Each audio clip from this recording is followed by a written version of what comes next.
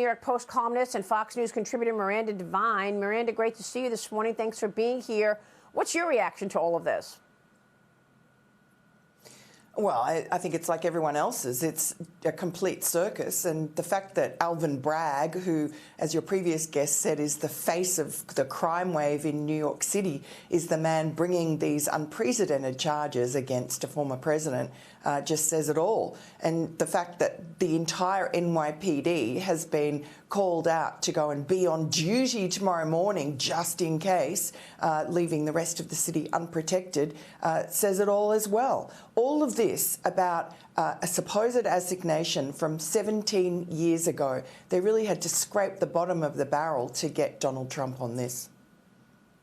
Yeah, they really did. And at the same time, they're allowing murderers and rapists to go get processed and then be out on the streets because of their easy bail law.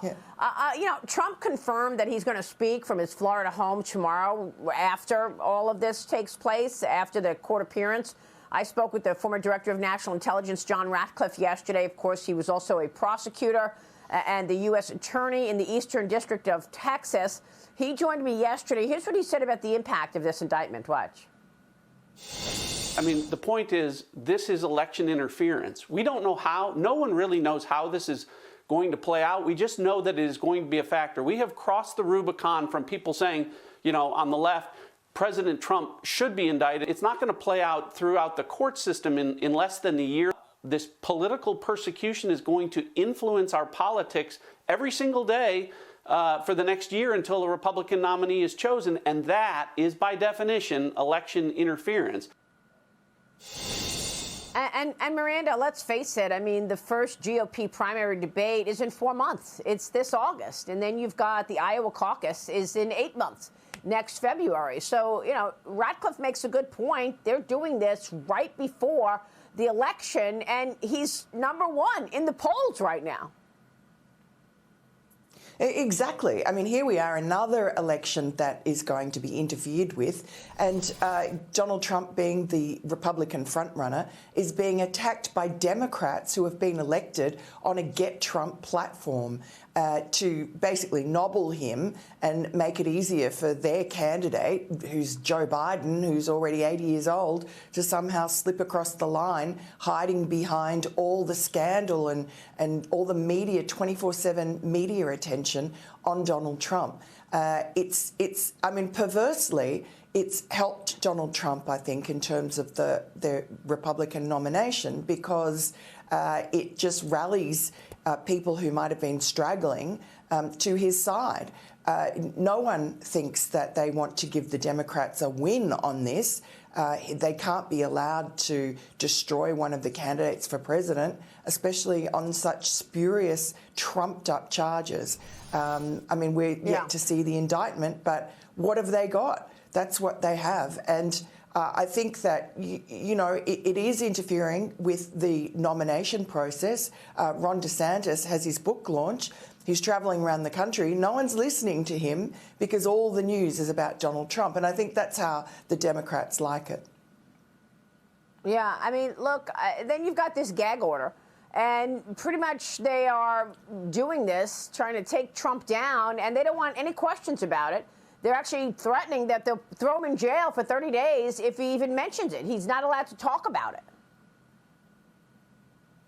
Yeah, I mean, that's just disgusting. And, it's adding insult on top of insult. And the Democrats had better be careful of what they're doing and what they're unleashing.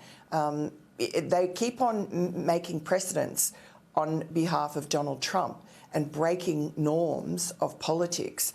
And it's going to come back to bite them, and it's going to hurt the entire country, and it's damaging the political system. And for what? For one man. Why are they so frightened of Donald Trump? Why don't they just let the political process play out naturally and let the American people make up their minds? They don't trust the American people, and they have convinced them. Yeah. I think they've been exposed because, you asked the right question. Why do they hate him with such a passion? I mean, it's got to be that he touched corruption. He saw the corruption that was going on in Washington, and he wasn't afraid to shoot his mouth off about it. And they don't want that. They're afraid of losing their power grab.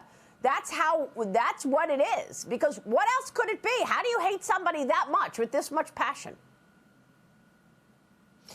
Yeah, I think that the hardheads in Washington, D.C., in the swamp, saw that he was an existential threat to their cosy existence and their continual wars. But what they've managed to do very cleverly, because they control the media, is create this appetite for hatred with their Democratic base. And these people are completely unhinged. They think that Donald Trump is the second coming of Adolf Hitler, and therefore any outrage done and created to destroy him is worth it. It doesn't matter if you break the law, if you pervert the course of justice, that's all fine because you are greeted with this existential threat. And who wouldn't have gotten rid of Hitler, before he rose to power in Germany? They think that they are being virtuous because they have been convinced and brainwashed into thinking that this man, Donald Trump, is just so evil, anything it takes to get rid of him is fine. Yeah, but I'm not so sure about that. I don't know if they actually do believe that. Liz P., jump in here. I know they hate him so much, but I think it's because they're afraid of losing their power. They make believe that he's the next Hitler. I don't think they really believe that. Well, I think what we're seeing with this prosecution is that they're really, really afraid that if Joe Biden is the candidate, that Donald Trump's going to beat him. I know they pretend otherwise, but the truth is Joe Biden is a horrendous candidate. He's too old. The entire country thinks he's too old. He's had a failing administration. He has a second-rate, maybe third-rate White House full of totally incompetent people. I think Joe Biden's chances of winning another election are nil. So, yes, they're afraid of Donald Trump, and I think they're basically kind of pretty much assuming that this is going to help them. But, Miranda, I think the real question, as we look at this, as you say, circus play out, is this going to help or hurt Donald Trump? And I actually don't know. I think there's certainly a reaction right now. You're right. There's a reaction right now that, oh, yeah, he's being, once again, they're jumping on him. But down the road, aren't people just tired of all this melodrama? Yes, and not only that, look, he was able to raise $4 million in just a couple of days, right, Miranda? He raised all that money from individuals right after this indictment was announced. But at the same time, and he's the number one in the polls, but at the same time, I agree with that question. I'm not sure if this actually does help him. Yeah, look, it's a good point, and I think it's one that is being discussed, at the highest levels in Republican strategists, donors, and particularly people who are backing Ron DeSantis. And I think the calculus that the DeSantis people are making is that when things have calmed down, it's almost a year till the primaries, that Ron DeSantis will be able to portray himself as, no drama Ron. And whereas there's always drama around Donald Trump, whether or not it's self-inflicted or created by Democrats is immaterial. They're banking on the fact that the Republican base and also delegates, we have to remember that it's whoever wins over them the most delegates who gets to the nomination, that they'll all be heartily sick of the drama, whether it's his fault or not, that surrounds Donald Trump.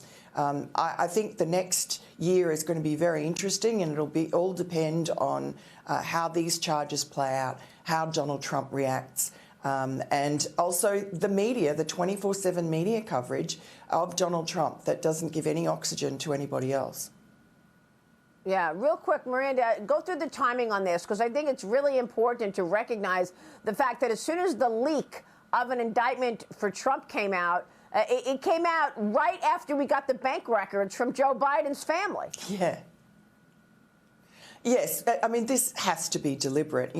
We had this bombshell revelation, brand new. We haven't seen anything like this for a long time. And officially coming from James Comer's Oversight Committee of this money trail that they're chasing that's come directly $1 million from a Chinese company via a proxy into 5 bank accounts associated with the immediate members of Joe Biden's family, being his son Hunter, his brother Jim, his daughter-in-law Hallie, who was having an affair with Hunter Biden after her husband died, and 1/4 unnamed Biden member, as yet unnamed.